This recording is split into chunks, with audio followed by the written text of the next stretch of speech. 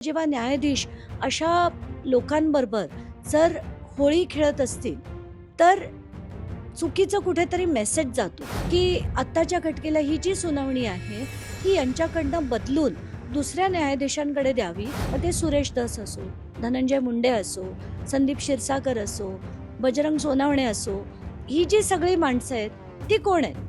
ती सगळीच्या सगळी शरद पवारांच्या तालमीत वाढलेली त्यांच्याच पक्षातली माणसं आहेत. सुरेश धस एकदा नाही अनेक वेळा खोटं बोलतात. आधी ते म्हणाले सतीश भोसले माझा कार्यकर्ता नाही, मग म्हणाले आहे. मग धनंजय मुंडे यांना मी भेटलोच नाही. मग ते कळतंय की एकदाच नाही दोनदा भेटले आणि एकदा तर 4.5 तास भेटले. वन विभागाने त्यांना जी नोटीस बजावली, एवढे वर्ष वन विभागाला काही कळत नाही. 10 वर्ष 2015 मध्ये बांधलेलं घर 2025 पर्यंत त्यांना दिसत नाही. अचानकपणे जेव्हा हा सगळा मुद्दा बाहेर येतो तेव्हा नोटीस देतात त्यांना 11 मार्चला 7 दिवसाची नोटीस दिली. पण तिसऱ्याच दिवशी जर त्याच्यावर कारवाई केली तर वन विभागाच्या अधिकाऱ्यांना सुद्धा धारेवर धरलं पाहिजे. त्यांना पण विचारलं पाहिजे की बाबा तुम्ही 7 दिवसाची नोटीस दिली होती, घर खाली करायला त्यांना वेळ का दिला नाही? जर कायद्याप्रमाणे वागायला लागतं ती अपेक्षा तुमच्याकडनं देखील आहे आणि तुम्ही जर हे केलं नसेल तर त्यांना सुद्धा जाब विचारला पाहिजे. याच्यात काहीच शंका नाही. नमस्कार, महाराष्ट्र टाइम्सच्या या लाईव्हमध्ये आपलं सर्वांचं स्वागत आहे. सध्या आपण बघतोय संतोष देशमुख हत्या प्रकरणामध्ये एक मोठा ट्विस्ट आलेला पाहायला मिळतोय. अंजली दमाने जे सामाजिक कार्यकर्ते आहेत त्यांनी एक ट्विट केलंय, फोटो ट्विट केले आहेत. एकंदरीत प्रकरण काय आहे ते जाणून घेऊया. ताई, महाराष्ट्र टाइम्समध्ये स्वागत आहे तुमचं. धन्यवाद. तुम्ही एक ट्विट केलंय, बीड प्रकरण परत चर्चेत झालंय. कसं झालंय की 2 अधिकारी हे एका न्यायाधीशांबरोबर होळी खेळतानाची काही पिक्चर्स आणि एक व्हिडिओ मला तिथल्या पत्रकारांनी पाठवला आणि ते बघून आधी मला धक्काच बसला. कारण हे जे 2 अधिकारी आहेत ते कोण आहेत?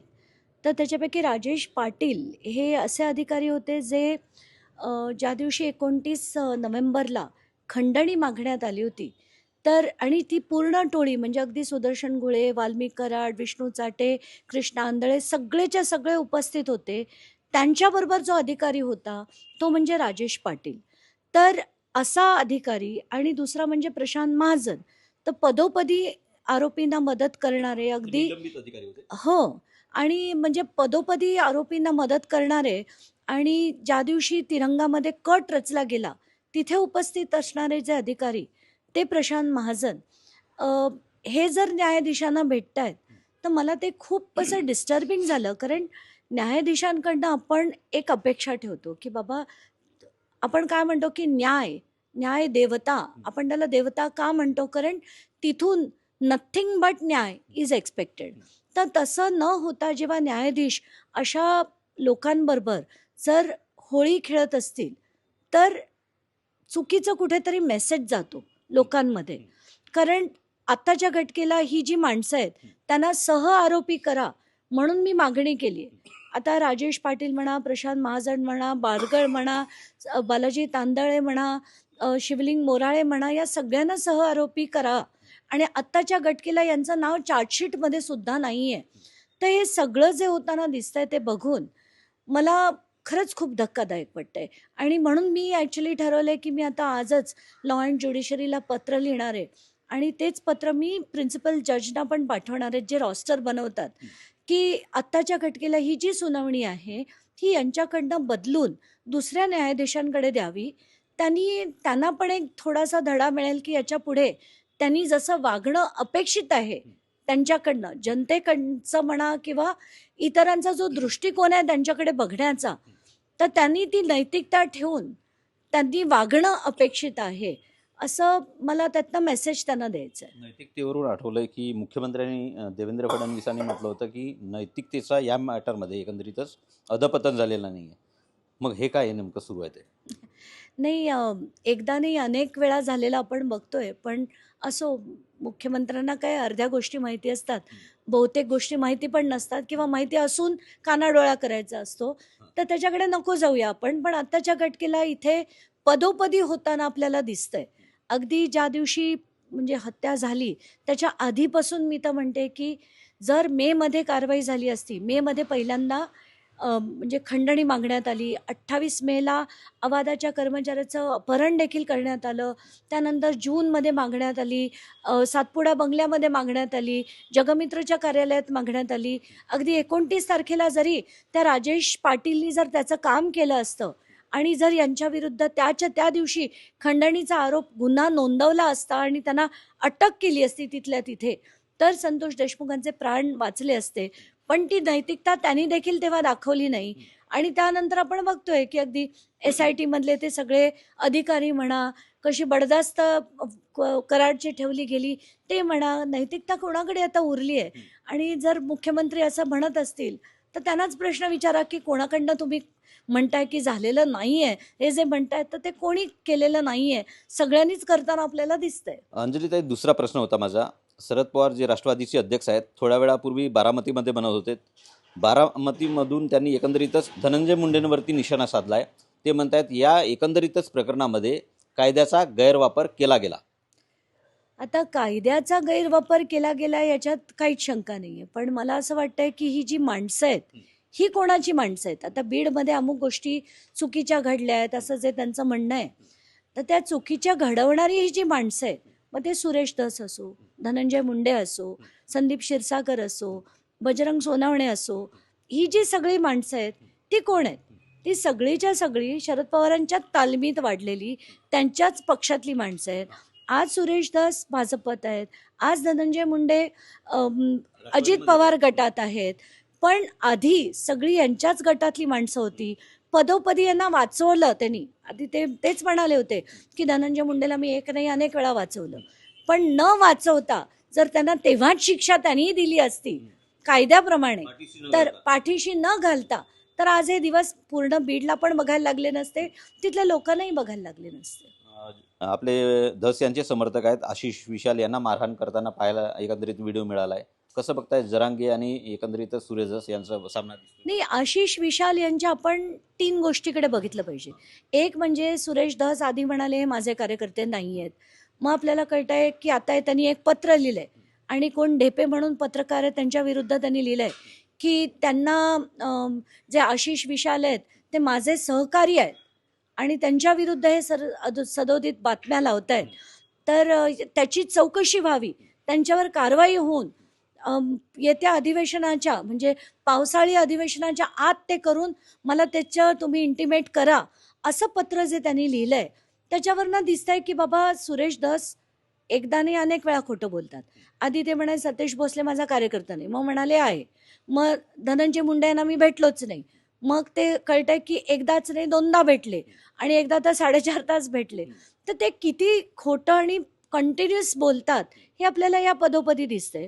तर हे जे अशोक विशाल होते हे त्यांचे सहकारी होते याच्यावरनं स्पष्ट झाले. मुद्दा नंबर 2, हे विशाल कोण होते? अशोक विशाल जे होते त्यांनी हे गोळा केलेला पैसा गेला कुठे?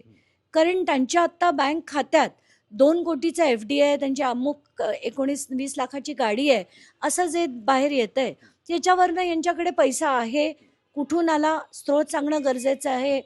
आणि हा जो गोळा केलेला पैसा होता तो गेला कुठे? हा त्यातला दुसरा भाग झाला. कारण हा पैसा ना देशमुख कुटुंबाला दिलाय की त्यांनी मोर्चात वापरलाय, हे त्यांना एक्सप्लेन करणं गरजेचं आहे, कारण तो लोकांचा पैसा होता. तिसरी गोष्ट की त्यांना जे जरांगे पाटलांच्या ज्या कार्यकर्त्यांनी त्यांची बेदम मारहाण केली, मला तर वाटतं हे देखील किती चुकीचं आहे. कारण प्रत्येकाने असा कायदा हातात घेऊन जर मारहाण केली तर पोलीस स्टेशन आता बंद करा. मग एक जरांगे पाटलांचं पोलीस स्टेशन किंवा धसांचं किंवा मुंडेंचं कराडचं असं सुरू करा ना. कारण कोणी कोणाला मारायचं हे जर कायद्याने ठरणार नसेल, कायद्याने त्यांना शिक्षा मिळणार नसेल, तर आता आपण काय करतोय याचा विचार या सगळ्या नेत्यांनी करणं गरजेचं आहे. अशा प्रकारच्या घटनांनी एकंदरीतच कायदा आणि सुव्यवस्थेवर प्रश्नचिन्ह आहे आणि विशेषतः फडणवीसांच्याकडे गृहमंत्री आहे. मला असं वाटतं की सिरियसली महाराष्ट्राला एक सिरियस गृहमंत्री असणं गरजेचं आहे. आत्ताच्या घटकेला त्यांचा कोणावर विश्वास नाही आहे, पण त्यांनी आत्ताची कायदा आणि सुव्यवस्था अतिशय विचित्र परिस्थितीत आहे आणि महाराष्ट्रात वाढती दहशत बघून मला असं वाटतं की त्यांनी याच्यावर काहीतरी ठोस निर्णय घेतले पाहिजे. दुसरीकडे खोक्याचं घर पेटवण्यात आलंय, बुलडोजर फिरवण्यात आलंय, परिवार रस्त्यावर आलाय. मला तर खरंच डोळ्यात पाणी आलं ते बघून, की आधी त्यांना त्यांचं घर बुलडोज केलं आणि त्यानंतर ते जाळलं गेलं. आणि एवढंच नाही तर त्या सगळ्या गोष्टी ज्या घरातल्या होत्या, त्या बाहेर रस्त्यावर फेकलेल्या होत्या. अगदी त्यांचं रॅशनपासून सगळं फेकलेलं होतं. ते बघून खरंच वाईट वाटलं. कारण मला काही लोकं परळीतली भेटायला आली होती आणि त्यांचं असं म्हणणं होतं, की बाबा खोक्याकडे तो मुकादम होता आणि अमुक पैसे त्याचे त्याला मिळायचे, उचल जी मिळते ती आणि त्याची ते रील्स बनवायचा. पण त्याच्याकडे असणारा हा त्यातला एक भाग झाला. पण त्याच्याकडे असणारं सोनं म्हणा, तो जे अगदी वरपासनं खालपर्यंत सोन्याचे हार घालायचे, हेलिकॉप्टरमधनं उतरणं म्हणा, वाटेल तेवढे मोबाईल जाऊन घेणं म्हणा, त्याच्यावरनं कळतंय की पैसा तर होता. आता कुठून आला तेच तोच सांगू शकतो.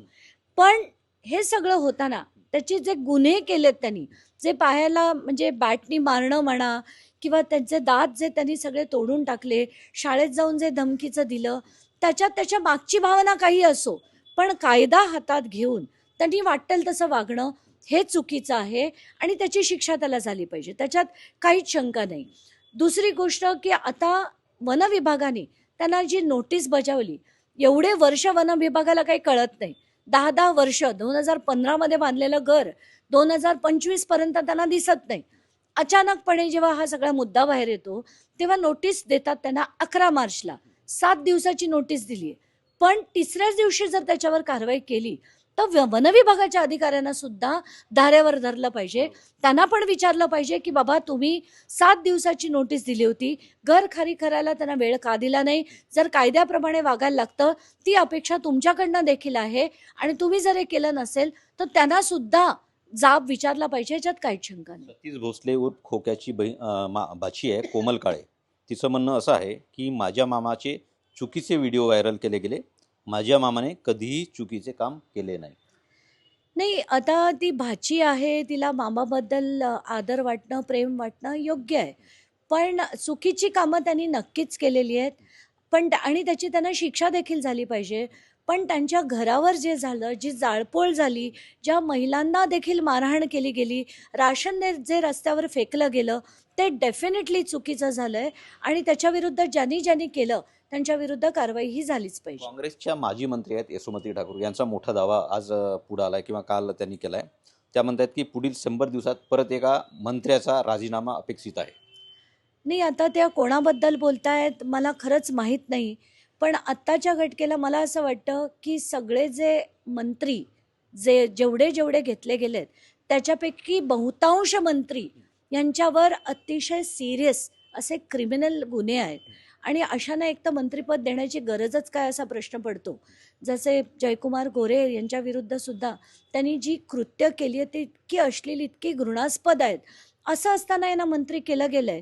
आणि हेच नाही, संजय राठोड म्हणा, आता धनंजय मुंडे म्हणा, कितीतरी असे मंत्री आहेत ज्यांच्यावर अतिशय म्हणजे ज्याला आपण सिरियस क्रिमिनल ऑफेन्सेस म्हणतो. असं असताना कारण फॅक्ट आहे की ADRचा रिपोर्ट म्हणतोय 288 पैकी 118वर सिरियस क्रिमिनल ऑफेन्सेस आहेत आणि अशांविरुद्ध कारवाई झालीच पाहिजे. म्हणजे ताई, सुरुवातीपासून आपण या प्रकरणात बघितलं गेलं तर सुरुवातीला धनंजय मुंडे आणि वाल्मी कराड यांच्या संबंधित व्हिडिओ बाहेर येत होते. आता सुरेश धसांच्या विरोधात बाहेर येत आहेत. वरचढ ठरण्याची एकंदरीत घोडदौड दिसते यामध्ये. हां, नाही, मला तर पूर्ण महाराष्ट्रातनं येत आहेत. लातूरमधनं, सोलापूरमधनं, अहिल्यानगरवरनं सगळीकडनं येत आहेत, की प्रत्येकजण तेच म्हणतोय, "ताई तुम्ही तिथे मुंडे आणि कराड म्हणताय, इथे आमचा आमदारही तसाच आहे. त्याची पण तशीच टोळी आहे आणि त्यांनी पण अशीच गुंडागिर्दी करतायत. लोकांच्या जमिनी बळकावणं, पोलीस तक्रार न घेणं, आयडेंटिकल सगळ्या जिल्ह्यांमध्ये होतंय. बहुतेक जिल्ह्यांमधनं मला अशी प्रकरणं येत आहेत. त्याच्यावरनं दिसतंच आहे की कायदा आणि सुव्यवस्थेच्या तर पूर्ण धेंडवडे वाजले आहेत आत्ताच्या काळात. सगळ्याच ठिकाणी आका आहेत. सगळीकडे आका आहेत, सगळीकडे आमदार आहेत आणि जे हेच कृत्य करताना दिसत आहेत. धन्यवाद ताई, आमच्याशी वार्ता केल्याबद्दल. मी कुमार टेंबरे, महाराष्ट्र टाइम्स ऑनलाईन, मुंबई.